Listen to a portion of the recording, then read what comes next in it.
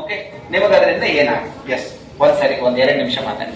ಓಂ ಶ್ರೀ ಮಂಜುನಾಥನಮ್ಮ ಪರಮ ಪೂಜ್ಯ ಗುರುಗಳಿಗೆ ವಂದಿಸುತ್ತಾ, ಸ್ಕೂಲಿಗೆ ಹಾಕಿದಾಗ 8ನೇ ಕ್ಲಾಸಲ್ಲಿ ಪಾಸ್ ಆಯ್ತು. ನಾವು ಪಾಸ್ ಮಾಡಿದಾಗ ಪೇರೆಂಟ್ಸ್ ಅನ್ನ ಕರೆದ್ರು, ನನ್ನನ್ನೇ ಕರೆದ್ರು.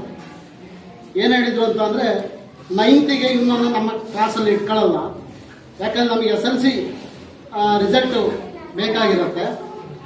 ಹಾಗಾಗಿ 9th ನಾವು ಇಟ್ಕೊಂಡಿವಿ ಅಂತಂದ್ರೆ SLC ನಾವು ಇಟ್ಕೊಳ್ಬೇಕಾಗುತ್ತೆ, TC ತಗೊಂಡು ಹೋಗಿ ಅಂತ.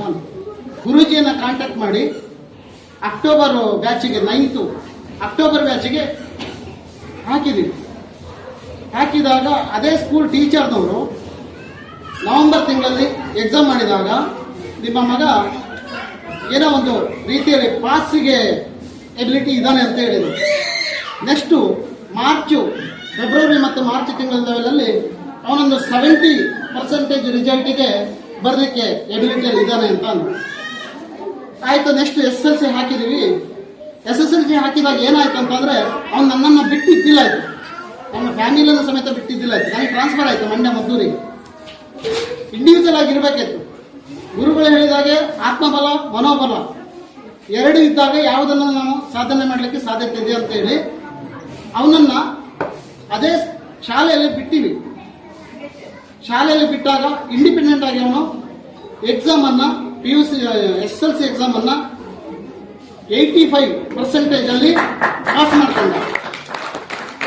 ಪೇರೆಂಟ್ಸ್ ಇಂದ ಯಾರಿಗೂ ಸಪೋರ್ಟ್ ಇಲ್ಲ, ಯಾರಿಗಿಲ್ಲ, ಇಂಡಿವಿಜುವಲ್ ಆಗಿ ಅವನ ಓನ್ ಆಗಿ ಅಲ್ಲಿ ಎತ್ಕೊಂಡು ಪಾಸ್ ಮಾಡ್ಕೊಂಡ. ನೆಕ್ಸ್ಟ್ ಫಸ್ಟ್ PUCಯನ್ನು ಮದ್ದೂರಿಗೆ ತಗೊಂಡೋಗಿ ಹಾಕೊಂಡಿವಿ. ಅಲ್ಲಿ ಯಥ ಪ್ರಕಾರ 90% ಬಂತು ಫಸ್ಟ್ PUC. ಸೆಕೆಂಡ್ PUC ಸಮೇತ 95 ಎಬವ್ 96% ಅಲ್ಲಿ ಈಗ ಕಾಮರ್ಸ್ ಅಲ್ಲಿ ಪರ್ಸೆಂಟೇಜ್ ಮಾಡಿದ್ದಾನೆ, ಉತ್ತಮ ರೀತಿಯಲ್ಲಿದ್ದಾನೆ. ಇನ್ನೊಂದು ಏನಂತ ಅಂದ್ರೆ, ಗುರುಜಿಗಳ ಆಶೀರ್ವಾದದಿಂದಾಗಿ ನನ್ನ ಆರೋಗ್ಯದಲ್ಲಿ ಏನಾದರೂ ಏರುಪೇರಿದ್ರೆ ಕಿಂಚಿತ್ತು ಒಂದಿನ ಮುಂಚಿತವಾಗಿ ನನಗೆ ಮುನ್ಸೂಚನೆ ಕೊಡ್ತಾನ ಅವನು. ಆಕ್ಚುಲಿ ನಿನ್ನೆ ಬೆಳಗ್ಗೆ ಅವನು ಇಲ್ಲೇ ಇದ್ದ ಅವನು. ನನಗೆ BP ವೇರಿಯೇಷನ್ ಆಗಿತ್ತು. ತಕ್ಷಣ ನಾನು ಡ್ಯೂಟಿ ಹೋದಾಗ ಅವ್ರ ಮಮ್ಮಿ ಕಾಲ್ ಮಾಡಿ ಹೇಳಿದ, ಡ್ಯಾಡಿ ಸ್ವಲ್ಪ ಹುಷಾರಿಂದ ಇರಲಿಕ್ಕೆ ಹೇಳಿ, ಸ್ವಲ್ಪ BP ವೇರಿಯೇಷನ್ ಆಗ್ತಾ ಇದೆ ಅವರಿಗೆ, ಬಹಳ ಕೇರ್ಫುಲ್ ಆಗಿರಿ. ಅಂದ್ರೆ ಇದೊಂದೇ ಅಲ್ಲ, ಯಾವುದೇ ಆದರೂ ಅಷ್ಟೇ ಅವನನ್ನು ಸ್ವಲ್ಪ ನಾನು ಫಾಲೋಅಪ್ ಮಾಡ್ತೀನಿ. ಈ ವಿದ್ಯೆಯನ್ನು ಕಲಿಸಿಲ್ಲ ಅಂದಿದ್ರೆ ತಂದೆಯನ್ನು ಮಕ್ಕಳು ಫಾಲೋಅಪ್ ಮಾಡಬೇಕಿತ್ತು. ಈಗ ಈ ವಿದ್ಯೆಯಿಂದಾಗಿ ಏನಾಗಿದೆ ಅಂತ ಅಂದ್ರೆ, ಮಗನನ್ನು ನಾನು ಫಾಲೋ ಮಾಡುವಂತ ಪರಿಸ್ಥಿತಿ ಬಂದಿದೆ.